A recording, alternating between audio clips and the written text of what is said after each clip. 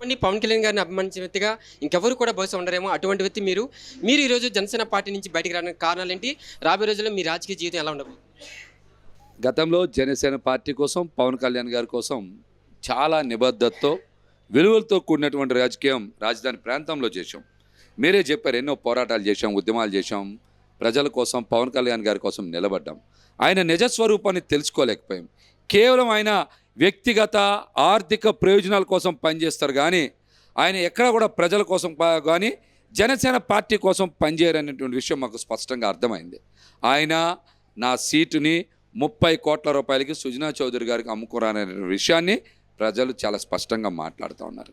నేనుండగా చంద్రబాబు నాయుడు గారి డైరెక్షన్లో జలీల్ ఖాన్ గారిని కార్యాలయానికి పిలిచారు. నేనుండగా నాదెండ్ల మనోహర్ గారు వచ్చి ఒక్కలగడ్డ భాస్కర్రావు గారి ఇంట్లో కాఫీ తాగి టికెట్ని బేరం పెట్టినటువంటి మాట వాస్తవం. అట్లాగనే మూడో వ్యక్తి, ఒక ప్రముఖ హోటల్ యజమాని కూడా మరి నాదెండ్ల మనోహర్ అనేటువంటి వ్యక్తి కలిసి ఆఫర్ అడిగారు వాళ్ళని.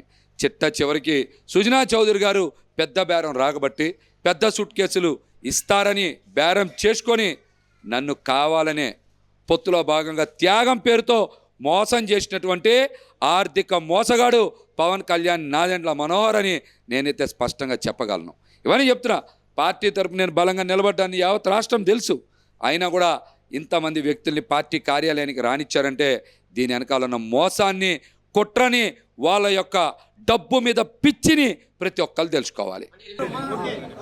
మీడియా సోదరులందరికీ నమస్కారం. అందరికీ ప్రత్యేక ధన్యవాదాలు. ఎందుకంటే ఇంతసేపు చాలాసేపు మీరు వెయిట్ చేశారు. ఇప్పుడే మా అధినేత పవన్ కళ్యాణ్ గారితో నాతో సుదీర్ఘమైన భేటీ సార్తో వేయడం జరిగినది. దాదాపు చాలా రోజుల తర్వాత 45 నిమిషాల పాటు పవన్ కళ్యాణ్ గారితో చర్చించాను. తిరుపతిలో జరుగుతున్న పరిస్థితులు, అలాగే ఆమె శ్రీనివాస అభ్యర్థం పైన మనం ఎలా గెలిపించాలని సార్ చెప్పారు. ఏ కారణంతో ఇక్కడ సిటీ వాళ్ళు అన్ని కూడా పవన్ కళ్యాణ్ గారు సుదీర్ఘంగా అందరికీ మంచి గెలిపించుకోవాల్సిన బాధ్యత మీ మీద ఉందని చెప్పి పవన్ కళ్యాణ్ గారు చెప్పారు. అలాగే నన్ను కూడా రాబోయే 2 నెలల్లో నీ భవిష్యత్తు నేను చూసుకుంటా, నీకు నేను భరోసా ఇస్తా, ఉన్నత స్థాయికి తీసుకెళ్తా. ఇప్పటిలాగే ఎప్పుడు కూడా నువ్వు వైసీపీ నేతల్ని నిద్రపోని రాత్రులు ఎన్నో గడిపించాలని చూసుకోవాలి. రాబోయేది మన ప్రభుత్వమే. చంద్రబాబు గారు, అలాగే మోడీ గారు, పవన్ కళ్యాణ్ గారు, 3 కూటమిలో మన ప్రభుత్వం రాబోతోంది. ఖచ్చితంగా నీ కష్టం 2014 ముందు నుంచి నువ్వు పడుతున్న కష్టానికి తగిన గుర్తింపు ఉంటుంది. నువ్వు ఎప్పటికీ నా ఇంట్లో మనిషి, నా తమ్ముళ్ళు అంటాడువి. నీకు నీ జీవితం నీ భరోసా, నాది భరోసా అని చెప్పి పవన్ కళ్యాణ్ గారు చాలా సంతోషంగా వ్యక్తం చేసి ఇద్దరం కాసేపు కూర్చొని మాట్లాడుకున్నాం. ఇంకొక 10 నిమిషాల్లో ఆ వీడియో ఫొటోస్ కూడా బాగానే షేర్ చేస్తాను. చాలా ధన్యవాదాలు మీడియా కూడా. ఎందుకంటే గత 25 రోజులుగా నేను ఈ తిరుపతి ఇష్యూ మీద నేను అభ్యర్థికి సహకరించకపోవడంపై కళ్యాణ్ గారు ఆరాధిస్తారు. అన్ని వివరాలు వివరించాను. ఖచ్చితంగా రేపటి నుంచి అభ్యర్థి ప్రచారంలో నన్ను పాల్గొమన్నారు. ప్రచారంలో పాల్గొంటున్నాను. అభ్యర్థి విజయానికి గిఫ్ట్గా పవన్ కళ్యాణ్ గారికి ఇస్తా అని చెప్పి కూడా హామీ ఇచ్చారు.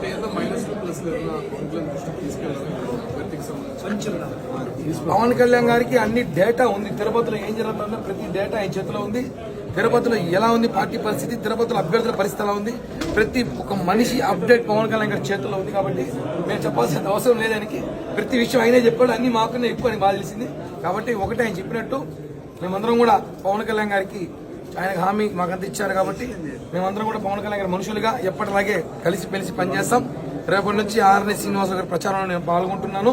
అదేవిధంగా మా అందరి భవిష్యత్తు కూడా పవన్ కళ్యాణ్ గారు నేను భరోసా, నేనున్నాను అని భుజం తట్టి నన్ను పంపించారు. చాలా ఆనందకరం. 40 నిమిషాల సుదీర్ఘమైన చర్చ జరిగింది.